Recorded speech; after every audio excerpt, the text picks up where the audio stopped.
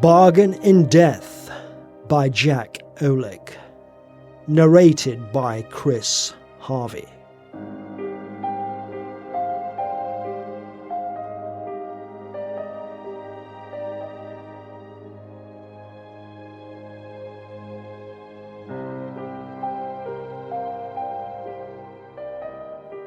The silence that filled the room when Rogers had finished his narrative was not like the silence that had permeated the building earlier.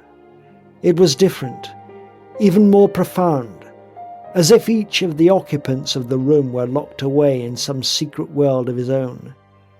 Their drinks forgotten, they sat as if mesmerized, not moving. Of them all, only the artist seemed inclined to say anything. His paint-stained fingers clasping and unclasping about his glass, he leaned toward Rogers and spoke softly. "A recurrent dream."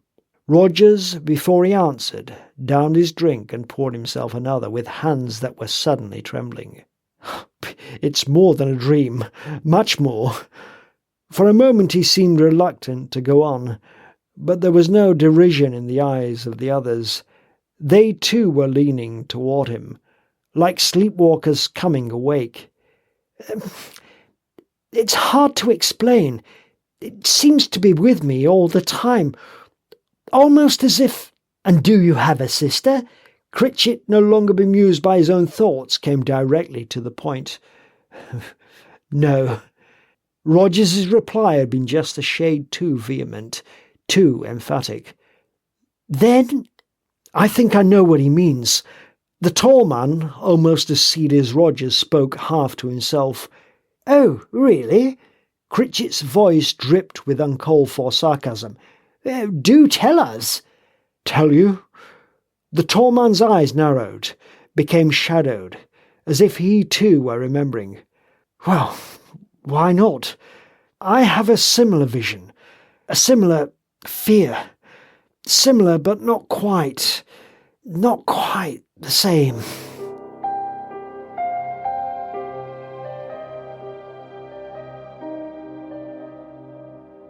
"Look, it's a surefire plan, Alex." Maitland could scarcely contain himself. Everything around him, the stale odours of boarding-house cooking, the threadbare carpet, the battered typewriter sitting on a scarred table, reminded him of the failure that had dogged his footsteps all his life. But as he spoke, those things seemed to fade away, so that he could see himself in a lavish suite, surrounded by every conceivable luxury. Almost self-hypnotized, he stared at Alex out of glowing eyes. We can't miss this, can't we?" Alex did not echo his eagerness. Until this moment he had listened in silence, and he was impressed. But he had known Maitland too long and too well to rush blindly into one of Maitland's schemes. Maitland was a writer with a writer's vivid imagination, and he had shared other moments like this, other dreams of fast cars and fine clothes that had caught Maitland up in a whirl of enthusiasm and then dropped him back to earth, still a failure. "No, we can't." Maitland, his eyes no longer glowing, still spoke emphatically. Everything depended upon Alex. Everything. How ironic it would be if Alex turned him down now. Alex was a selfish, self-centered fool. But that kind of thinking would not implement the plan that he had worked on for so long and that was now so close to fruition. And the plan had to be implemented. He had had enough of cheap boarding houses that reeked of grease and that were filled with tenants with whom he shared no common ground and in whom he had no interest whatsoever. At least he and Alex shared a mutual yearning for the easy life that neither of them would ever attain by their own meagre talents. "Look, I'll go over it once more," he said, and held up the little bottle of clear liquid that he had taken from the dresser. "This will cut down my pulse and heartbeat, my entire metabolism, so that even the best doctor in the country will think that I'm dead." From the dresser he picked up another bottle, a brown one this time. "These are the heart pills that I'd be taking if I had a heart condition, so that it will look as if I'd had an attack." Alex was frowning, concentrating. The spark of cupidity that flickered in his face and that Maitland knew so well was encouraging. Alex would cooperate. He was certain of it. Well, why not? Neither of them had ever before been troubled by conscience. Your job will be to see to it that I'm buried the day after I die. There'll be enough air in the casket to last me a while. Then all you have to do is wait until night, dig me up, hide me until you collect the insurance money, and we're off and away. There, that was it. The whole beautifully simple plan. It was grisly, yes. Maitland glanced at his typewriter and shrugged mentally, but he was accustomed to dealing with the macabre. The reality could not be much worse than what he had written about so often. It would make a great story, but I'd be lucky to get £50 for it. There's no money in horror. But this way. And there's no way the insurance people can catch on? Alex's shrewd little eyes were glowing just as Maitland's had glowed, but he was still cautious. No, I've thought it all out. Nothing can possibly go wrong. Maitland set the bottles back in their places. Well? When he turned back to Alex was nodding. Yeah, all right. It sounds good. When do we do it? Tonight. Was that a sly, secretive look that had crossed Alex's face? Well, if it was, no matter. Maitland did not ponder the question. If anything, he had found the idea amusing. He had his own secrets. Agreed? Agreed. There was nothing more to be discussed. Maitland led the way to the door. Well, I'll see you soon. Alex hesitated, but only for a moment. Yeah. I'll see you soon. Not saying any more, he walked down the stairs to the street door and disappeared. He did not see the sudden smile that had appeared on Maitland's face just before he went back into his room. The smile was cold, vicious, and it remained on Maitland's face when he closed the door behind him and then crossed to the dresser and pulled open a drawer. In one corner of the drawer there was a stack of shirts, and under the shirts there was a gun. Still smiling, he checked the bullets in the gun's magazine, then stood for a long moment staring at himself in the mirror. "And after you collect the insurance, friend Alex," he said softly, "I won't need you any more." Chuckling, he pointed the gun at his reflection in the mirror and pretended to pull the trigger. Boom! Not 10 feet away on the other side of the wall on which the mirror hung, the sound of his boom was echoed by the sharp sound of a book being slammed shut. The book, a medical tome filled with anatomical drawings and photographs, was a massive one, and the sound it made was like a pistol shot, so that even the young man who had slammed it shut was startled. "Oh, sorry." Across the room from him, his roommate grinned sympathetically. They had been rooming together for 3 semesters, and the roommate, his name was Jerry, understood him perfectly. He too had been studying, and he too had reached that point which every medical student reaches at one point in time or another in the course of his education, a point at which he despairs of ever absorbing all that is required to absorb. "Trouble, Tom?" "Yeah, trouble." The young face opposite him, the tone implied that the word was the very peak of inadequacy. "Yeah, I'll never learn it. I'll never pass the anatomy course, not in a million years." Jerry's nod mirrored his complete understanding. "I know how you feel. The trouble is, we can only work in the dissection room for the short periods we're assigned to it." That they were both agreed upon. Resigned, they returned to their books, but it was only Jerry who made a real effort. In time, after he had stared for a while at the text before him without really seeing it, Tom spoke again. If only we could have a body of our own." Jerry's quizzical look caught him up short. "I mean, to work on when we want to." "Yeah, great idea." Jerry grinned at him anew. What do we do, yeah? Go out and kill somebody?" Tom was shaking his head. "No, I'm serious." "You're crazy." Shaking his head in turn, Jerry returned again to his book, but not for long. Presently his chin came up. "So, where would we put it?" Tom, concentrating, did not at first comprehend. "What? What you were just talking about? A body? Where would we put it, if we had one, that is?" Not smiling, Tom let his eyes roam about the room. Well, there! His eyes had come to rest on the wardrobe closet that contained their few articles of clothing. When he had opened the door and shoved the clothing to one side, there was a large empty space at the rear of the closet. Well, there's only one key and we have it. Oh, yeah, and suppose our landlady finds it? Well, she never comes up here, does she? We clean up ourselves. No one would ever know. Somehow, unaccountably, the conversation had become deadly serious. But neither of them had become aware that they had lowered their voices, that they spoke in hushed tones, like conspirators. All right, look, so we have a place to keep a body. But where will we get a body? The question, inevitable as it was, took both of them a little by surprise, brought them back to reality. Just for a moment they had shared something new, learned something new about each other, and their newfound knowledge was oddly disquieting. But it had, too, somehow, brought them closer together. Now that, Tom said, is the problem. And he plopped himself on his bed, again the typically careless university student, so that the bed springs groaned protestingly.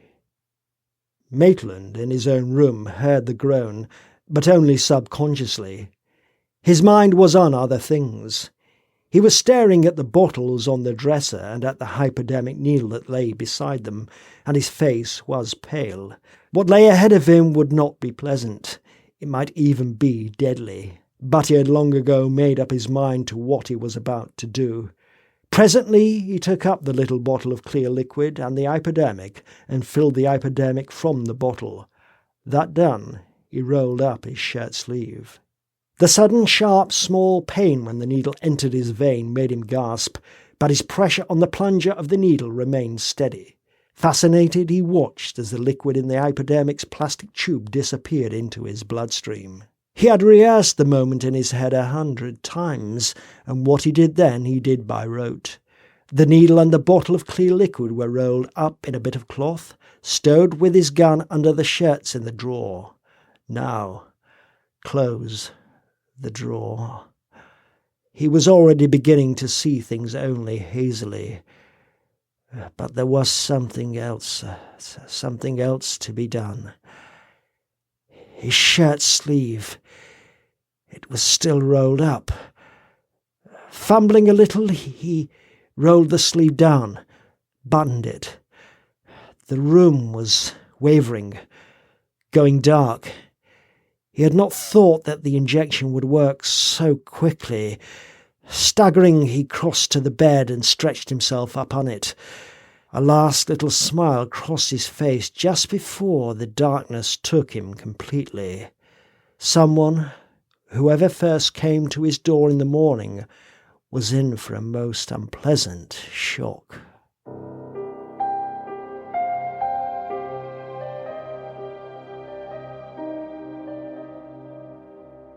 The someone was Mrs. Carter. Mrs. Carter owned the boarding house, and she was a woman of long-established habits. In the morning she rose early and prepared breakfast for her roomers as always, and, as always, was at the front door promptly at 8, just as the mail was passed through the mail slot in the door. Sorting the mail as she went, she walked upstairs and knocked at the first door on the landing above. The door was Maitland's. "Mail, Mr. Maitland?" Maitland ordinarily was not one to miss breakfast by sleeping late, but on this occasion no sound of staring came from behind the door. "Mr. Maitland?" Curious as only boarding-house landladies can be curious, Mrs. Carter tried the knob and found the door open. It swung wide at her touch, and, she noted disapprovingly, the lights were still on in Maitland's room, even though bright sunlight streamed through the window. She would have something to say to him about that. Whatever it was that she might have said, however, was to remain unsaid. What burst from her lips was instead a shrill, frightening scream that echoed through the hall and penetrated into every room on the floor. Maitland lay fully clothed on the bed, his eyes wide and staring. But he was not lying entirely on the bed. He was on his back, arms outflung, and his head dangled limply over the edge of the bed so that she saw his slack, open mouth and his staring eyes at a crazy angle. Finding him dead would have been enough in itself to send her into hysterics. Finding him as she did made her first scream only a prelude. Shriek after shriek escaped her before she was able to control herself and to clamp her trembling lips shut. She was leaning weakly against the door jamb of Maitland's room, grey-faced and unable to speak, when Tom and Jerry burst into the hall from their own room and ran to her side. "Mrs. Carter, what is it?" For answer, Mrs. Carter's mouth opened and closed silently. She was crying with the aftermath of her first shock, and her tongue would not obey her. But there was really no need for her to speak. The slack body on the bed spoke for itself. Tom drew in his breath sharply. He and Jerry were only half-dressed. They had talked through most of the night, but the sight of Maitland was enough to drive the lingering sleepiness from their eyes and to make them look at each other significantly. Mrs. Carter would not have understood the look, even if she had seen it, and she did not see it. As she pointed, the wall telephone down the hall had begun to ring.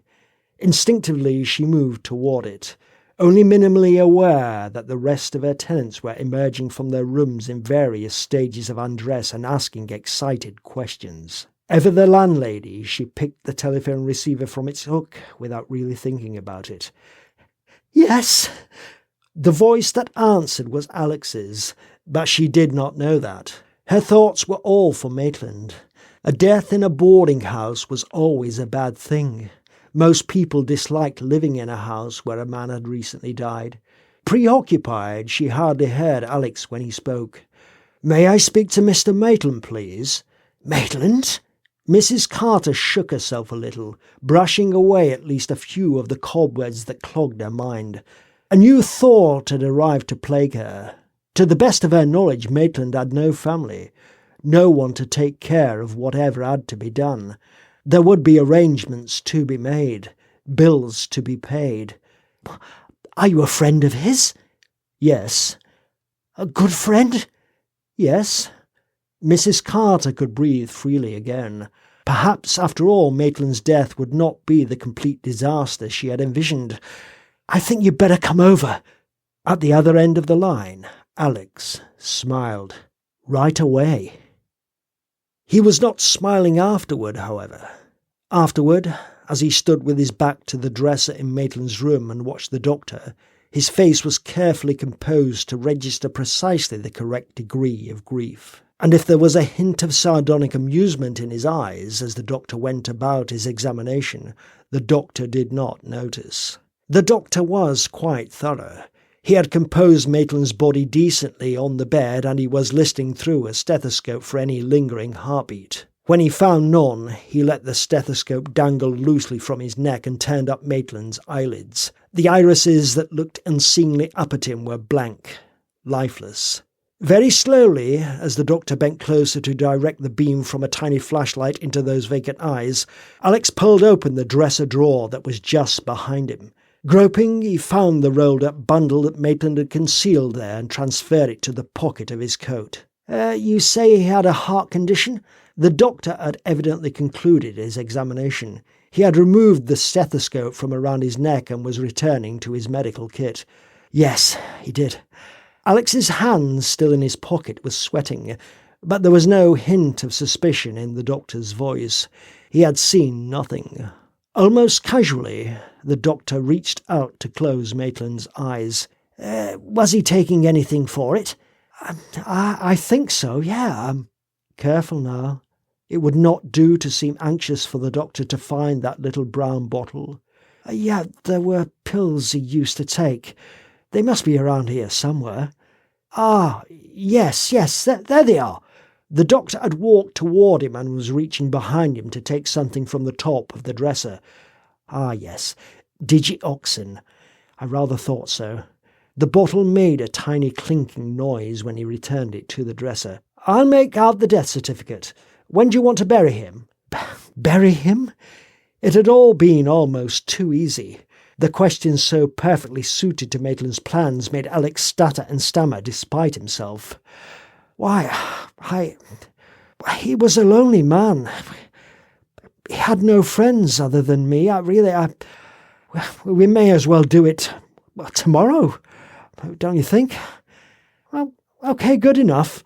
The doctor, anxious to get on with his cause, was already writing, so he, like Mrs. Carter, did not see Alex's smile. Alex's momentary nervousness was gone, and he was thinking of tomorrow, of the funeral. Maitland had planned well. It was a pity, though, that Maitland would never know how well.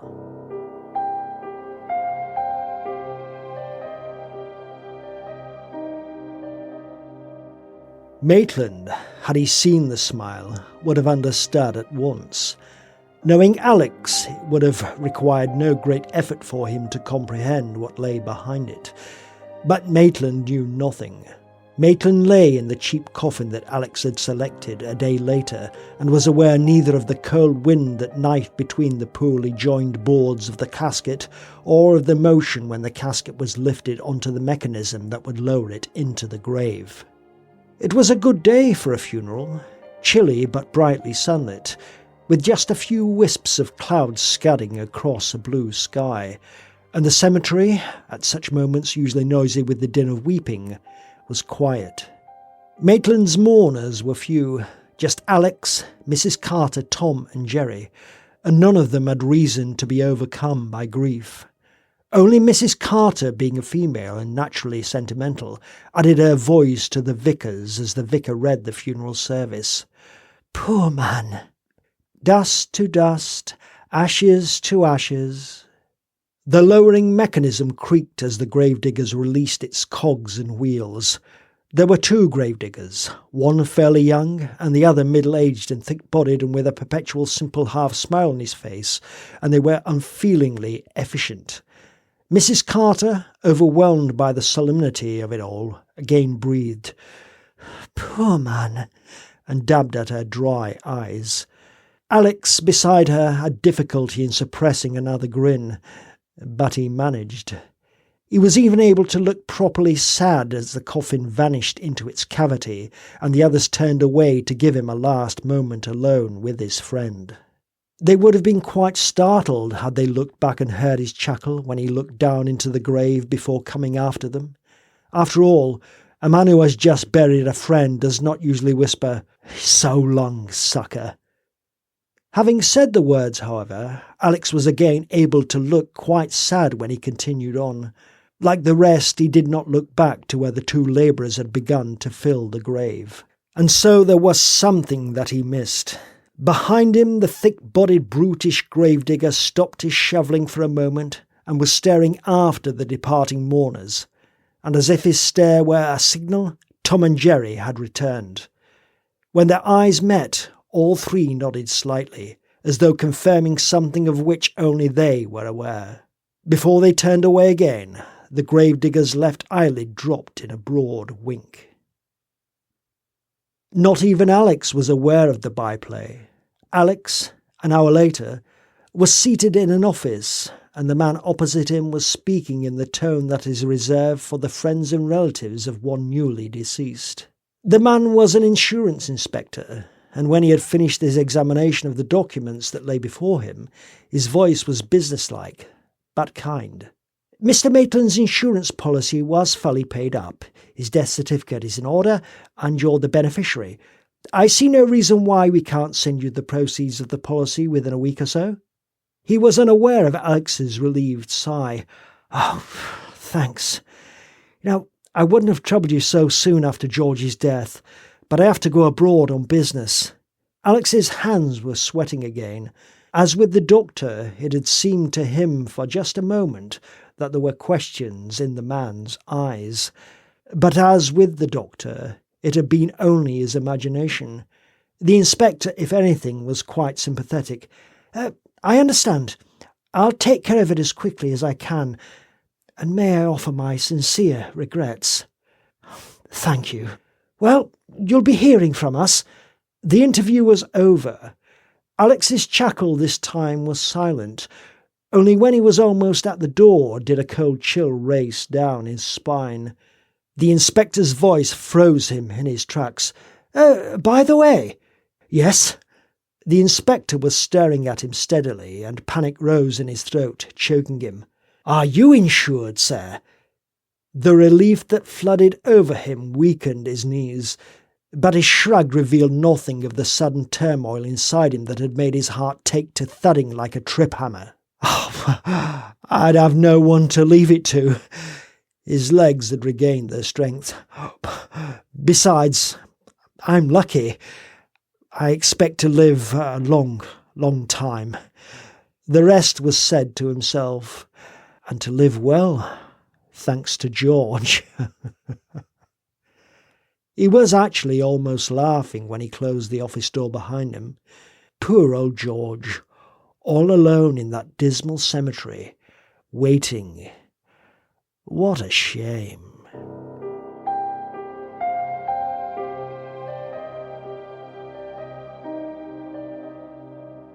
Except, of course, that poor old George was not alone.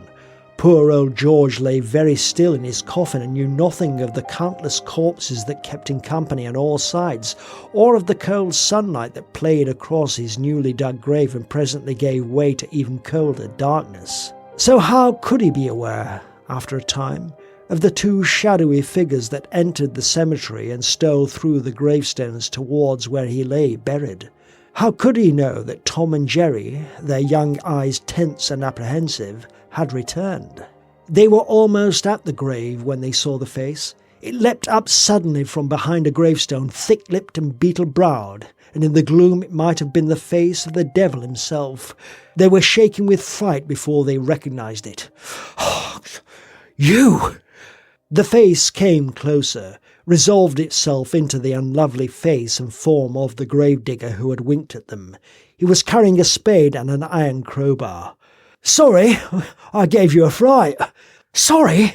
You scared us half to death. When we couldn't find you, we thought you'd backed out." "Me?" The gravedigger's grin was stupid, but tinged with eagerness. "I've been here for half an hour. Have you got the money?" "After we get the body." Tom had been the first to recover.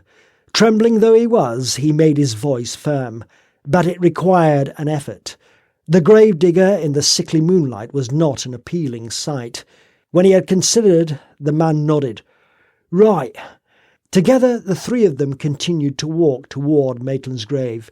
"You two live in the same house with the deceased?" "Yes." "So?" A few more steps and they were at the pile of fresh earth that marked their destination.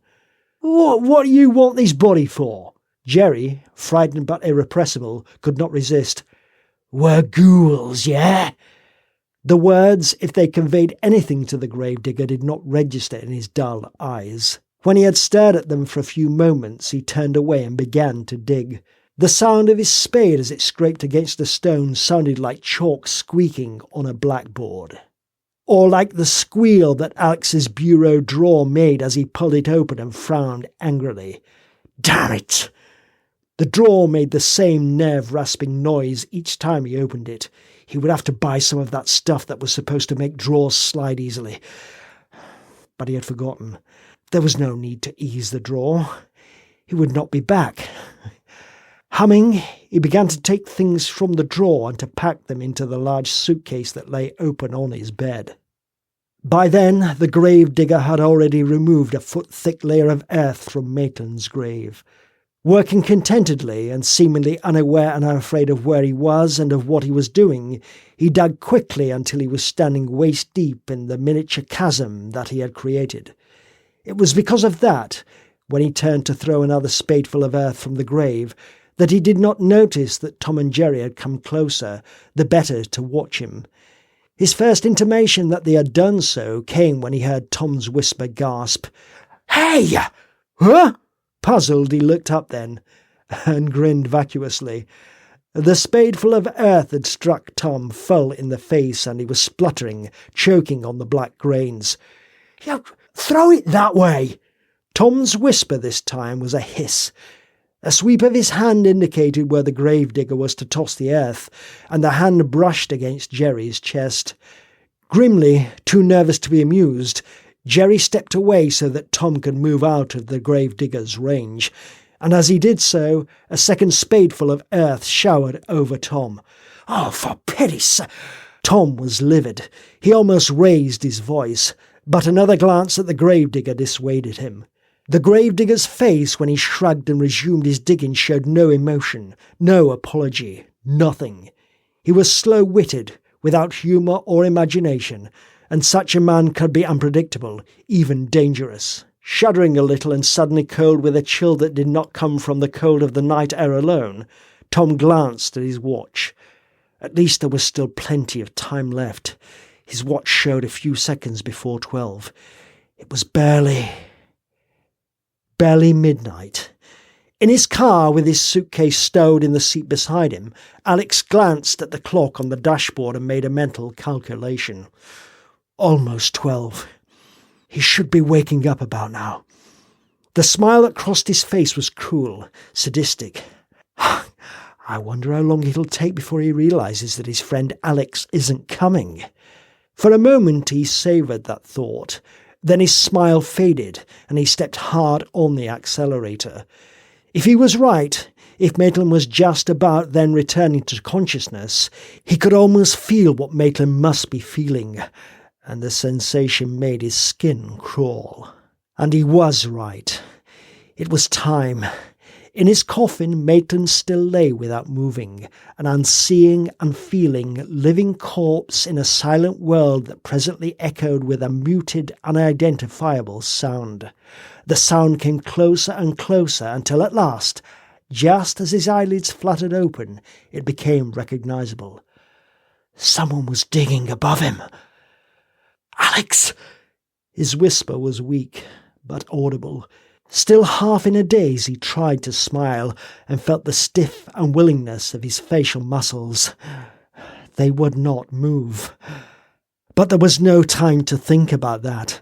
The horror of where he was, the blackness that surrounded him like something solid that seemed to press in on him, brought a sudden surge of terror. The blackness was solid. It was squeezing him, constricting his lungs. He could not breathe. No! It wasn't the blackness. There was no air. The air in his coffin was almost exhausted. Racking coughs shook him as he clutched at his throat and tried again to breathe. No use. He had to get out. He was buried alive. His hands found the lid of the coffin, pounded on it, but weakly. There was no strength in his arms, and even what little he could muster was ebbing fast. His arms would not obey him. He could only scratch at the lid, his fingernails rasping. "Alex!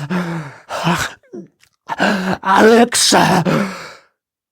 He thought that he spoke the name, but all that issued from his lips was a croak.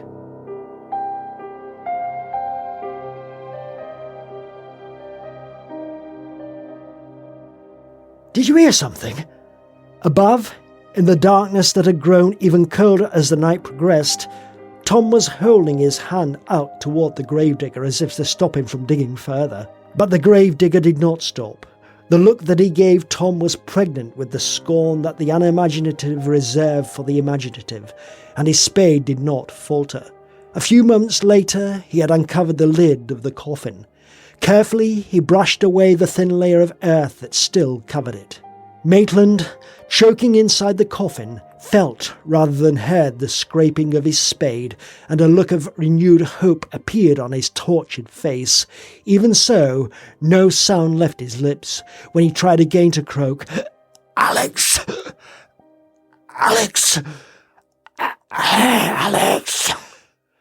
Alex had not forgotten him. Nor indeed had Alex forgotten him. Alex just then was approaching the cemetery, and when his headlights lit up the cemetery gates just ahead of him down the road, his chuckle was grisly. "Hope you're comfortable in there, George." His eyes still on the cemetery gate, he drove on. But even when he was closer, he did not see the little tableau at a distance behind it. And it was a tableau, a frozen moment, as though the actors concerned had just for an instant become statues. The gravedigger had taken up his crowbar, and he was standing in the grave beside the coffin, with Tom and Jerry staring down at him. For a moment none of them moved.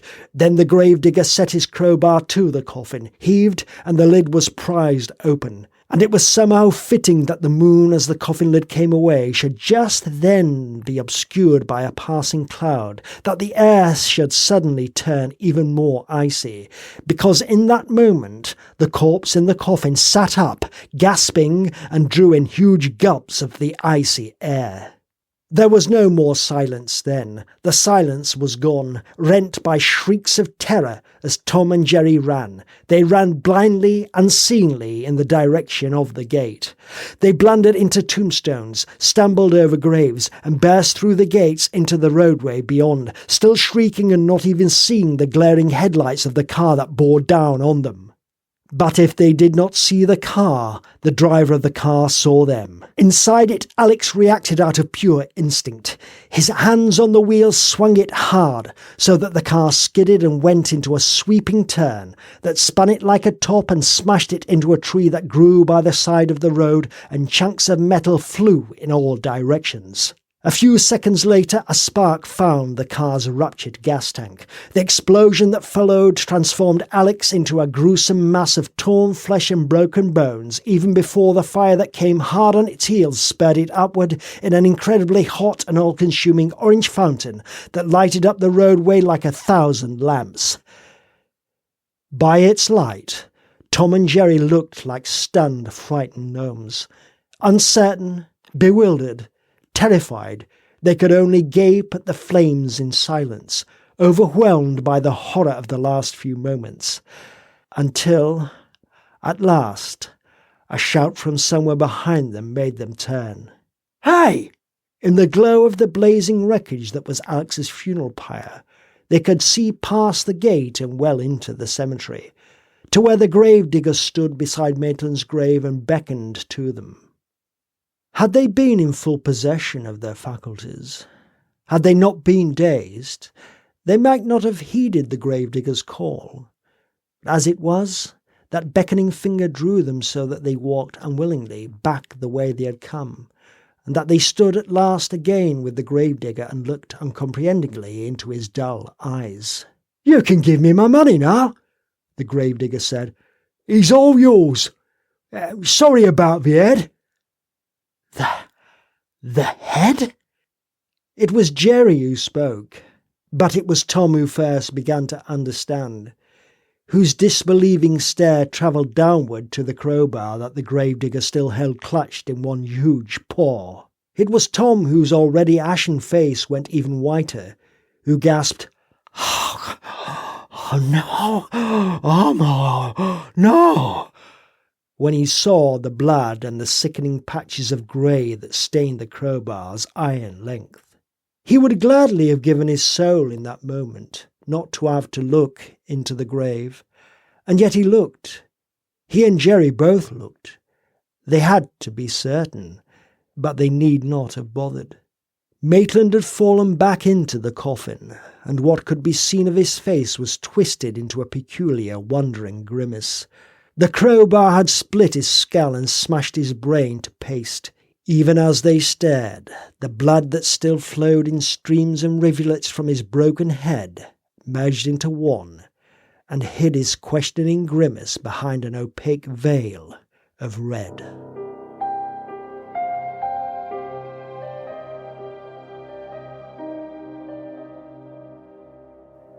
"What a preposterous story!"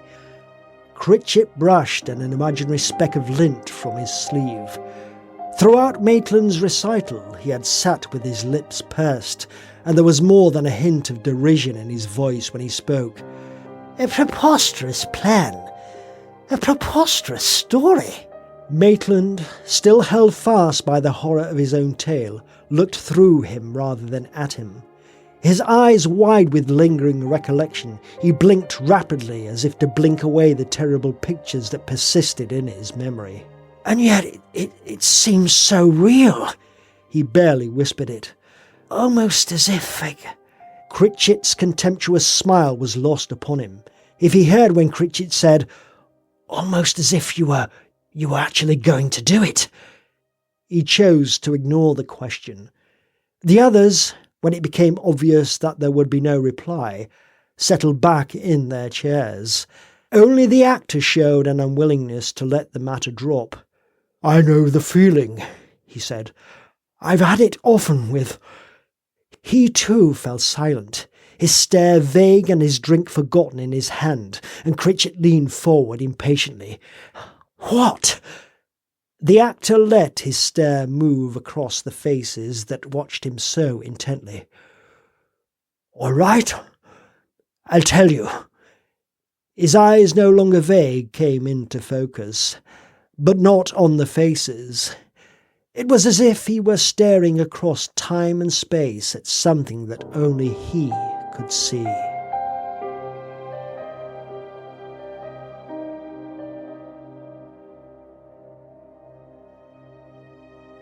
George Maitland's story, Bargain in Death, was written by Jack Olek and narrated, sound edited and mixed by Chris Harvey.